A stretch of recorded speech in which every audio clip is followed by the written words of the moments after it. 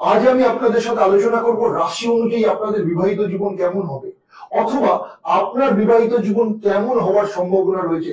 সেই সাথে আমি জানাবো যে আপনার বিবাহিত জীবনে কোনো সমস্যা যদি থাকে তবে ছোট ছোট কি উপায় পালন করবেন যাতে আপনার বিবাহিত জীবন ভালো হয়। এই ভিডিওটা খুব মন দিয়ে দেখবেন। তার আগে আমি বলবো, আমার এই ভিডিওটা যারা আমার ইউটিউব চ্যানেল দেখছেন কিন্তু এখনো পর্যন্ত চ্যানেলটাকে সাবস্ক্রাইব করেননি, তাদের অনুরোধ করবো চ্যানেলটাকে সাবস্ক্রাইব করুন এবং তার সাথে সাথে বেল আইকনটাকে প্রেস করে রাখুন।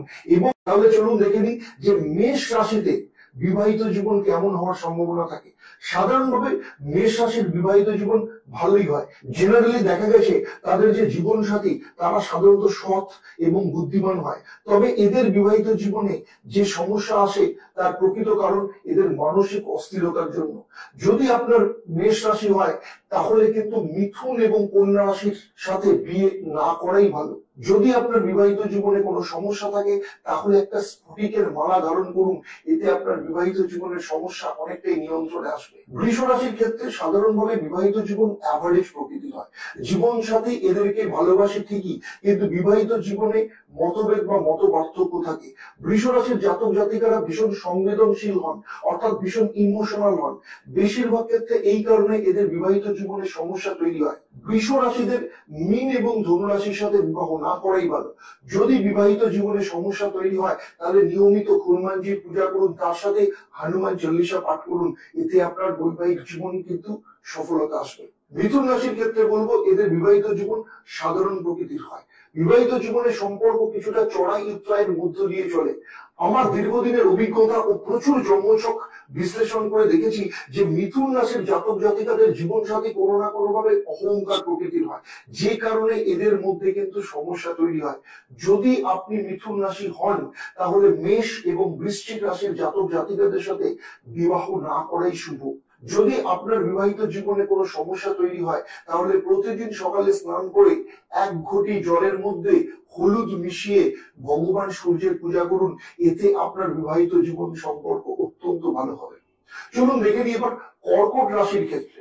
কর্কট রাশিদের বিবাহিত জীবন কিন্তু খুব একটা সুখের হয় না।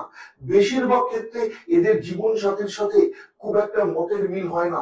ইমোশনাল ভাবনা চিন্তার ক্ষেত্রে এদের প্রায় সমস্যা হয়। কর্কট রাশির ক্ষেত্রে কন্যা রাশি ও বৃষ রাশির জাতক জাতিকাদের সাথে বৈবাহিক সম্পর্ক থেকে বিরত থাকাই উচিত।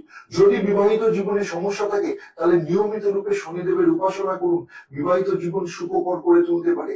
এক্ষেত্রে প্রতিদিন নিয়ম করে শনিদেবের বীজ মন্ত্র 28 বার জপ করুন।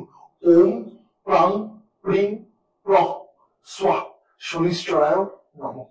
সিংহ রাশির ক্ষেত্রে তাদের বিবাহিত জীবন শুরুর দিকে খারাপ হয় ঠিকই, কিন্তু পরবর্তী ক্ষেত্রে ধীরে ধীরে ঠিক হয়ে যায়। এদের জীবন সাথী প্রথম দিকে এদের সাথে খুব একটা তালমিল রাখে না, কিন্তু ধীরে ধীরে সম্পর্কের মধ্যে একটা ভালোবাসা তৈরি হয়। সিংহ রাশির জাতক জাতিকাদের মকর রাশি ও কুম্ভ রাশির জাতক জাতিকাদের সাথে বৈবাহিক সম্পর্ক স্থাপনের থেকে দূরে থাকা উচিত।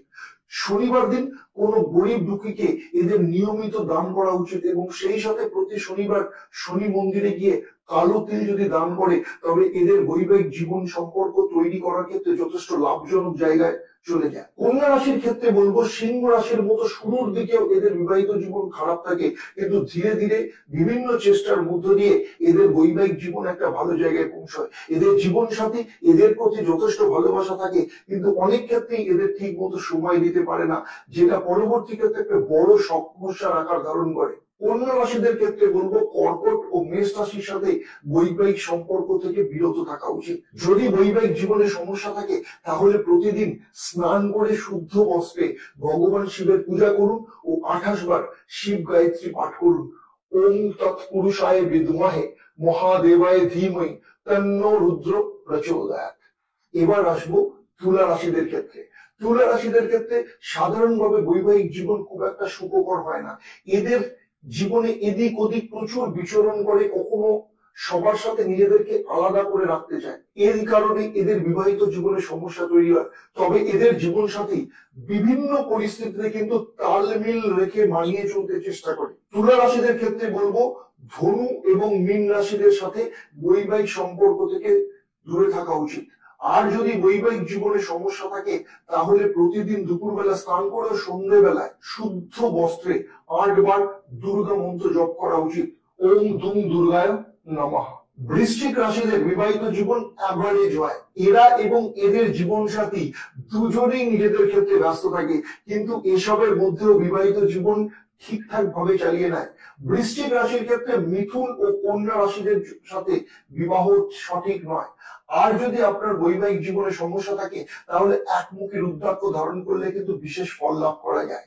আর ধনু রাশিদের ক্ষেত্রে বলবো সাধারণভাবে বিবাহিত জীবন ভালো হয়, যদিও অনেক ক্ষেত্রে জীবন সাথীর সাথে এদের চিন্তা ভাবনা বিচারধারা সবসময় মেলে না, তবুও দেখেছি এরা এদের বিবাহিত জীবন যথেষ্ট ভালোভাবে কাটিয়ে নেয়। বৃষ, তুলা এবং কুম্ভ রাশির সাথে ধনু রাশির বৈবাহিক সম্পর্ক স্থাপন না করাই ভালো। যদি বিবাহিত জীবনে কোনো সমস্যা থাকে তাহলে ধনু রাশিদের ক্ষেত্রে বলবো প্রতিদিন সন্ধ্যেবেলা নিয়ম করে তুলসী গাছের নিচে প্রদীপ জ্বালাবেন এবং তুলসী মন্ত্র পাঠ করবেন। মহাপ্রসাদ জননী সর্ব সৌভাগ্য বর্ধিনী আধি ব্যাধি হরা নিত্যম তুলসী তম নমস্তুতে। মকর রাশির বিবাহিত জীবনও সাধারণভাবে অ্যাভারেজ থাকে। শুরুর দিকে বৈবাহিক সম্পর্ক ভেঙে যাওয়ার মতো পরিস্থিতি উপস্থিত হয়। মকর রাশির জীবন সাথীরা সাধারণভাবে দেখা যায় ভীষণ বুদ্ধিমান ও সংবেদনশীল হয়। মকর রাশির ক্ষেত্রে বলবো সিংহ, বৃশ্চিক, ধনু রাশিদের সাথে বৈবাহিক সম্পর্ক থেকে দূরে থাকা উচিত। যদি মকর রাশির ক্ষেত্রে বৈবাহিক জীবনে সমস্যা থাকে তবে সেক্ষেত্রে ভগবান শিবের উপাসনা অত্যন্ত লাভজনক হবে। সেক্ষেত্রে প্রতিদিন স্নান করে ভগবান শিবের মন্ত্র ওম হোম জু স্বা, ওম ভূর্ভুবঃ স্বাহা এই মন্ত্র পাঠ করা উচিত। কুম্ভ রাশির ক্ষেত্রে বিবাহিত জীবন সাধারণভাবে খুব একটা ভালো হয় না। বৈবাহিক জীবনে প্রেম ভালোবাসা থাকলেও দুজনের মধ্যে অত্যধিক মতপার্থক্য থাকে।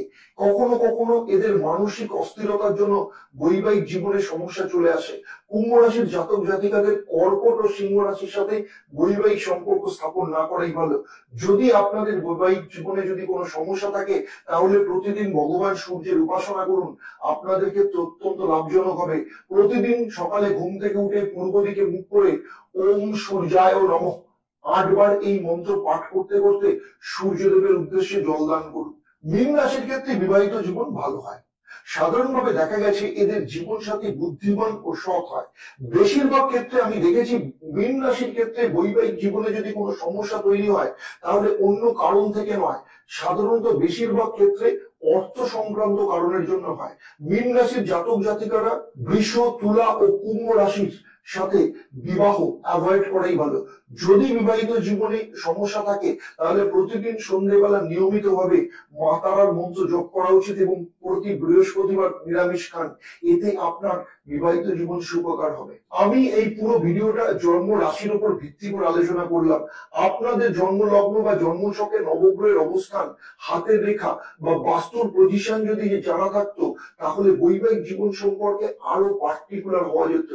এক্ষেত্রে বলবো যাদের বিয়ে নিয়ে সমস্যা হচ্ছে বা বৈবাহিক জীবনে সমস্যা রয়েছে, চরম অশান্তি বা ডিভোর্সের সম্ভাবনা, বা আপনার জীবন সাথী কোনো পরকীয়ায় লিপ্ত রয়েছে, এই ধরনের সমস্যায় যারা ভুগছেন তারা নিচে যে হেল্পলাইন নাম্বার দেওয়া আছে সেখানে ফোন করে আমার চেম্বার কিংবা অনলাইনে আমার সাথে পরামর্শ নেওয়ার জন্য বুক করতে পারেন। হেল্পলাইন নাম্বার ও আমার চেম্বার কোথায় আছে তার বিস্তারিত বিবরণ নিচে দেওয়া আছে। বিভিন্ন রাশির বিবাহিত জীবন সম্পর্কে যে আলোচনা করলাম তাতে কোন কোন জায়গা আপনাদের ভালো লেগেছে তা অবশ্যই কমেন্ট বক্সে কমেন্ট করে আমাকে জানান। এছাড়াও আরো যদি কোনো বিষয় আপনাদের জানার থাকে তবে অবশ্যই কমেন্ট বক্সে লিখে আমাকে জানাবেন।